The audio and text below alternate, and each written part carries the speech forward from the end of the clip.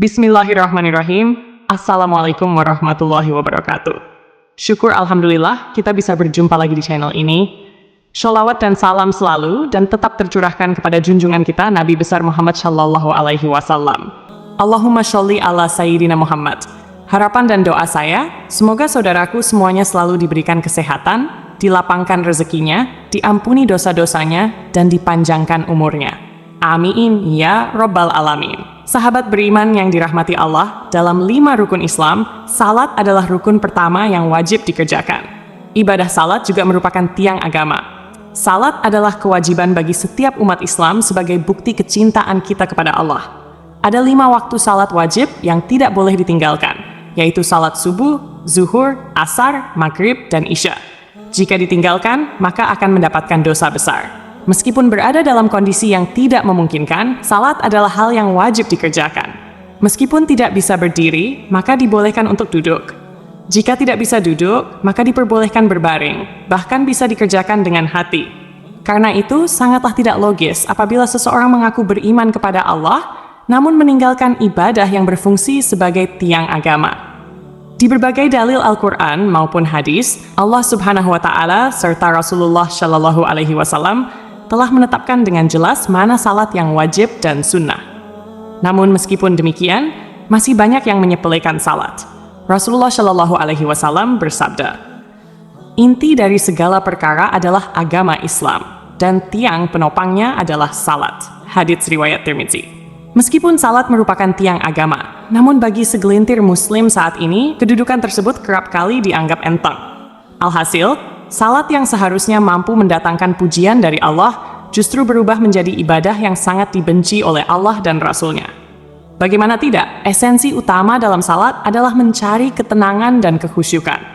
Mengerjakan salat harus dengan ketenangan dan kekhusyukan, atau yang biasa disebut dengan tumakninah. Salat tanpa tumakninah bisa menghilangkan ruh dari salat itu sendiri. Parahnya, salat yang seperti cacing kepanasan atau terburu-buru tanpa menyertai tumakninah sering terjadi di sekitar kita. Ada hadis yang perlu kita ketahui, di mana Rasulullah pernah mengibaratkan orang yang salat tanpa tumakninah sama dengan kejahatan seperti seorang pencuri. Rasulullah Shallallahu Alaihi Wasallam bersabda, "Sejahat-jahat pencuri adalah orang yang mencuri dari salatnya." Para sahabat bertanya, "Wahai Rasulullah, bagaimana dia mencuri dari salatnya?" Beliau menjawab, "Orang yang tidak menyempurnakan rukuk dan sujudnya." Hadits riwayat Ahmad. Kondisi yang dijelaskan dari hadis ini ternyata berangkat dari pengalaman Rasulullah bersama para sahabat. Hari itu, setelah Rasul selesai salat berjamaah, tiba-tiba seorang laki-laki masuk ke dalam masjid dan langsung mengerjakan salat sendirian. Anehnya, ketika salat, laki-laki itu melakukan gerakan rukuk dan sujud tanpa disertai jeda. Melihat hal itu, Rasulullah kemudian berkata di hadapan sahabatnya, "Apakah kalian menyaksikan gerakan salat laki-laki tersebut? Barang siapa yang semasa hidup melakukan salat seperti itu, maka dia meninggal tidak dalam keadaan Islam." Tak berhenti sampai di situ, di hadapan para sahabatnya, Rasul juga mengatakan bahwa model ibadah seperti itu ibarat burung gagak yang sedang mematuk darah, atau seperti orang lapar yang hanya makan sebutir atau 2 butir biji kurma tanpa pernah merasakan kekenyangan. Dalam buku Agar Sholatmu Makin Khusyuk, karya Syekh Muhammad Sholeh Al-Munajid, dijelaskan bahwa salah satu dosa orang yang mengerjakan salat adalah tidak memperhatikan rukun salat, yaitu tumakninah. Memang, tidak ada yang bisa menyangkal bahwa perkara diterima atau tidaknya suatu amalan hanyalah ketentuan Allah Subhanahu wa Ta'ala.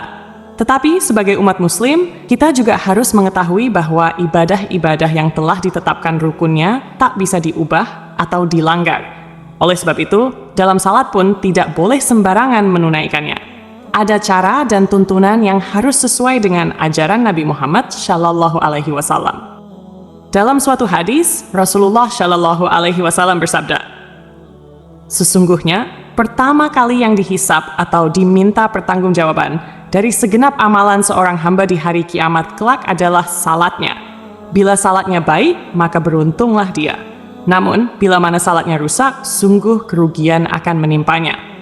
Rajin menjalankan salat tentu merupakan hal yang sangat baik dan mulia, namun tidak serta-merta menjamin seseorang menjadi hamba yang dekat dengan Allah Subhanahu wa Ta'ala. Lalu, Siapakah orang-orang yang rajin salat, namun justru jauh dari Allah? Dan seperti apa ciri-cirinya? 1. Orang yang lalai dalam salat. Sekalipun salat merupakan tiang agama, ternyata ada jenis salat yang sangat dibenci oleh Allah, yaitu salat yang dikerjakan dengan lalai.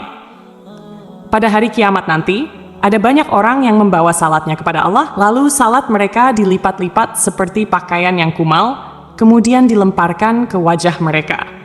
Allah tidak menerima salatnya. Bahkan ada yang celaka dengan salatnya, sebagaimana firman Allah dalam surah Al-Ma'un ayat 45. Maka celakalah bagi orang-orang yang salat, yaitu orang-orang yang melalaikan salatnya. Rasulullah Shallallahu Alaihi Wasallam juga pernah bersabda, akan datang pada umat Muhammad suatu zaman, banyak orang yang merasakan dirinya salat, padahal mereka sebenarnya tidak salat. Perintah salat adalah untuk mengingat Allah Subhanahu wa Ta'ala, sebagaimana disebutkan dalam surah An-Nisa ayat 43, sehingga kamu mengetahui apa yang kamu ucapkan. Yang dimaksud lalai adalah tidak mengetahui maksud apa yang dibaca dan dikerjakan dalam salat, atau tidak memperhatikan syarat, rukun, dan ketentuan-ketentuan lainnya. Akibatnya, yang diperoleh hanyalah kelelahan tanpa pahala. Rasulullah Shallallahu Alaihi Wasallam bersabda, berapa banyak orang yang salat, keuntungan yang diperoleh hanyalah payah dan letih. Salat seperti ini tidak akan menambah dekat kepada Allah, bahkan bisa menjauhkan. Rasulullah menegaskan, barang siapa yang salatnya tidak dapat mencegah perbuatan keji dan mungkar, maka tiada bertambah baginya kecuali semakin jauh dari Allah. Orang yang suka menggunjing orang lain. Allah Subhanahu wa Ta'ala berfirman dalam surah Al-Mudaththir ayat 42-48. Apakah yang memasukkan kalian ke dalam neraka sakar? Mereka menjawab, kami dahulu tidak termasuk orang-orang yang mengerjakan salat, dan kami tidak pula memberi makan orang miskin. Kami juga suka membicarakan hal yang batil bersama orang-orang yang membicarakannya, dan kami mendustakan hari pembalasan hingga datang kepada kami kematian.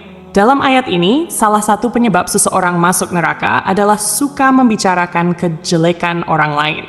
Orang yang salat, namun suka membicarakan aib orang lain, akan ditempatkan di neraka sakar. Allah melarang perbuatan ini, sebagaimana firman-Nya dalam surah Al-Hujurat ayat 12. Wahai orang-orang yang beriman, jauhilah banyak dari prasangka, karena sebagian prasangka itu dosa. Janganlah mencari-cari kesalahan orang lain, dan janganlah menggunjing satu sama lain. Adakah seseorang di antara kalian yang suka memakan daging saudaranya yang sudah mati? Maka tentulah kalian merasa jijik kepadanya. Bertakwalah kepada Allah, sesungguhnya Allah Maha Penerima Taubat lagi Maha Penyayang.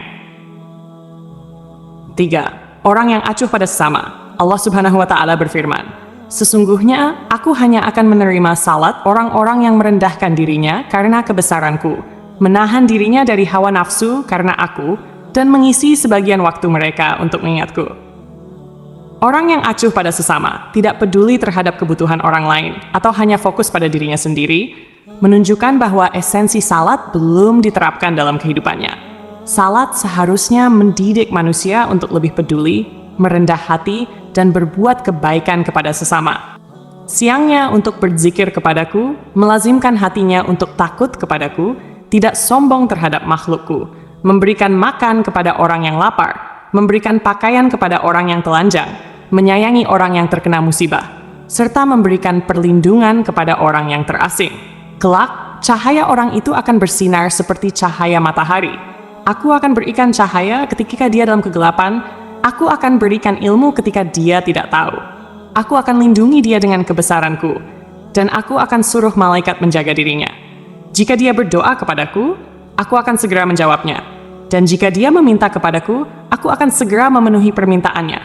Perumpamaannya di hadapanku adalah seperti perumpamaan surga Firdaus. Dalam hadis yang lain, Rasulullah Shallallahu Alaihi Wasallam menyebutkan bahwa salah satu cara mendekatkan diri kepada Allah adalah bersifat dermawan dan senang membantu orang lain, terutama kepada mereka yang sedang kesulitan. Rasulullah Shallallahu Alaihi Wasallam bersabda, orang yang dermawan dekat dengan Allah, dekat dengan manusia, dan dekat dengan surga. Sedangkan orang yang bakhil atau pelit jauh dari Allah, jauh dari manusia, dan dekat dengan neraka. Orang yang dermawan, insya Allah, akan menemukan kenikmatan di dalam salatnya. Ia akan memperoleh kenikmatan tersebut karena dijaga oleh para malaikat, diberi cahaya dalam kegelapan, dan diberi ilmu secara langsung oleh Allah yang masuk ke dalam hati sanubarinya. Orang yang ria. Sebab pertama yang mampu menjerumuskan seorang ahli ibadah sehingga mendapatkan azab, bahkan menjadi penghuni neraka, adalah sifat ria.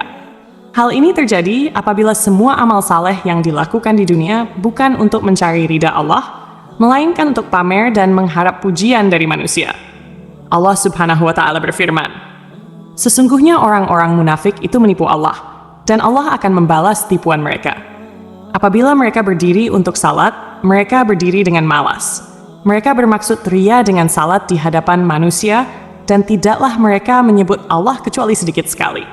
An-Nisa. Oleh karena itu, sebaik-baiknya amalan adalah amalan yang dilakukan dengan ikhlas, murni lillahi ta'ala, hanya demi Allah. Cukuplah kita berharap kepada ridha dan balasan darinya, karena Allah Subhanahu wa Ta'ala adalah seadil-adilnya pemberi balasan. Menjaga hati dan niat merupakan hal yang harus kita perhatikan agar semua amalan tidak berujung sia-sia atau menjadi ria kepada sesama. Orang yang suka berdusta adalah salah satu dosa besar yang diancam dengan siksa pedih di akhirat kelak. Di zaman sekarang, kebohongan tampaknya sudah menjadi kebiasaan di masyarakat. Padahal, sekecil apapun kebohongan tetap dianggap dosa besar. Meskipun seseorang rajin salat dan beribadah, jika lisannya suka berbohong, maka salat dan ibadahnya akan sia-sia. Kebohongan akan menghapus amal-amalnya. Jika ia mati tanpa bertaubat, maka ia akan dimasukkan ke dalam neraka. Allah Subhanahu wa Ta'ala berfirman, "Sesungguhnya yang mengada-adakan kebohongan hanyalah orang-orang yang tidak beriman kepada ayat-ayat Allah, dan mereka itulah orang-orang pendusta." Berenah Aisyah, berbohong adalah salah satu ciri dari golongan orang-orang munafik. Oleh karena itu, kita sebagai umat Islam wajib menjauhi tindakan dusta, karena hal itu dapat menyengsarakan kita di dunia maupun di akhirat. Semoga kita termasuk golongan orang-orang yang rajin salat dan dekat dengan Allah Subhanahu wa Ta'ala, sehingga kita mendapatkan ridhanya dan menetap di surganya kelak. Amin ya Rabbal Alamin. Demikian yang bisa saya bagikan, semoga bermanfaat untuk kita semua. Wassalamualaikum warahmatullahi wabarakatuh.